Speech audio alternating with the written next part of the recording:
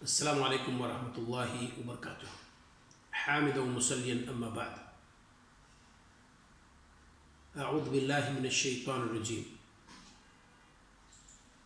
قال اللہ تعالی ومن اصدق من اللہ قیلا. وقال نبینا المصطفى صلوات اللہ وسلامہ علیہ فإن خیر الحدیث کتاب اللہ. برادران اسلام اور دین و ملی بھائیوں، بزرگوں، دوستوں اور اسلامی خواتین، محمد ابن عبد الوہاب رحمہ اللہ کے تعلق سے کئی کلپ میں بہت ساری باتیں ہم بیان کر چکے ہیں. ان پر ایک اعتراض ہے، بہت سارے مخالفین اعتراض کرتے رہتے ہیں کہ وہ بزرگوں کی قدر نہیں کرتے ہیں، اولیاء اللہ کو نہیں مانتے ہیں، صالحین کی وہ بے حرمتی کرتے ہیں، ان کو وہ درجہ نہیں دیتے جو درجہ کتاب و سنت نے دیا ہے. ان کے اس بیجا اعتراض کا جواب صرف یہ ہے کہ یہ ساری باتیں حقیقت پر مبنی نہیں ہیں، یہ جھوٹ ہے، اتہام تراشی ہے اور ان پر الزام ہے. آپ کے ذہن میں بات ضرور آئے گی کہ یہ بات آپ کہاں سے کہہ رہے ہیں. ہم جس بنیاد پر یہ بات کہہ رہے ہیں، آپ کی ایک کتاب ہے الکبائر، یعنی کبیرہ گناہوں کا تذکرہ اس میں انہوں نے کیا ہے، اکٹھا کرنے کی کوشش کی ہے. اور اس باب میں جتنی کتابیں ہمیں ملی سب سے وسیع تر کتاب یہی ہے. حافظ ذہبی رحمہ اللہ نے جس طرح سے اپنی کتاب الکبائر میں تقریباً 70 کا تذکرہ کیا ہے، لیکن محمد ابن عبد الوہاب رحمہ اللہ نے 125 باب باندھا ہے.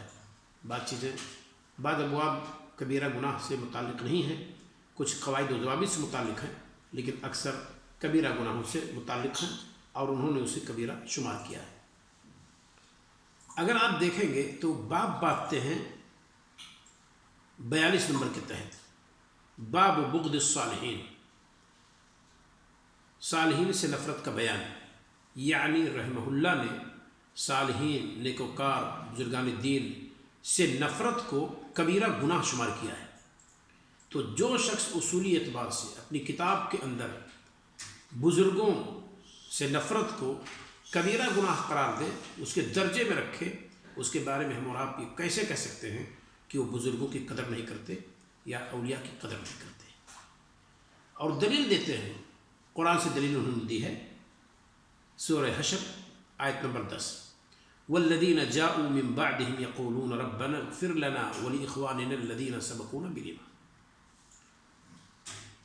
اس سے دلیل پکڑی انہوں نے کہ ہم اپنے نیک لوگ جو گزر چکے ہیں، سلف صالحین کے تئیں ہمارا اور آپ کا وطیرہ ہونا چاہیے، نہ کہ بغض کا اظہار کریں، نہ کہ ہم ان کے خلاف اتہام تراشی کریں، نہ ہم افترا پردازی کریں، بلکہ ہماری اور آپ کی ذمہ داری ان کے تئیں یہ ہے کہ ہم ان کے بارے میں اپنے دل کو صاف رکھیں، چاہے وہ صحابہ ہوں، چاہے تابعین ہو یا تبع تابعین ہوں یا تبع الاتباع ہوں، جتنے بھی بزرگان دین گزرے ہیں سب کے تئیں گویا کہ آپ کا یہی کہنا ہے.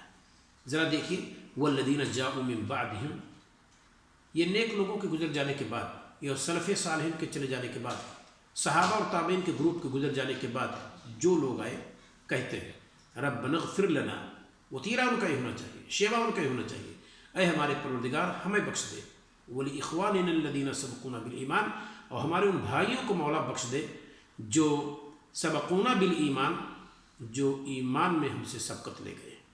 اب ہم سے ایمان میں سبقت کون لے گئے؟ صحابہ سب سے پہلے ہیں، تابعین ہیں، تبع تابعین ہیں، تبع الاتباع ہیں، یہ سارے لوگ ہم سے ایمان میں پہل کر گئے.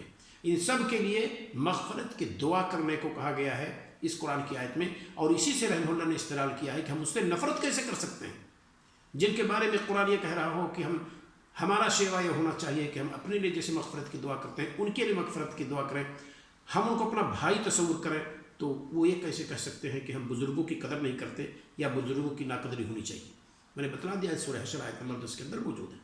اور ایک حدیث سے بھی استدلال کرتے ہیں. ذرا دیکھیے، کہتے ہیں نبی کریم صلی اللہ علیہ وسلم کا فرمانا ہے من عاد لی ولیا فقد بارزنی بالحرب، جس نے کسی میرے ولی سے، میرے نیک بندے سے، میرے دوست سے دشمنی کا مظاہرہ کیا تو اس نے گویا کہ میرے ساتھ جنگ کا چیلنج کر دیا ہے. مبارزت پیش کر دی ہے کہ آؤ اے اللہ ہم سے اور آپ سے ایک ایک ہاتھ ہو جائے، گویا کہ وہ یہ کہنا چاہتا ہے۔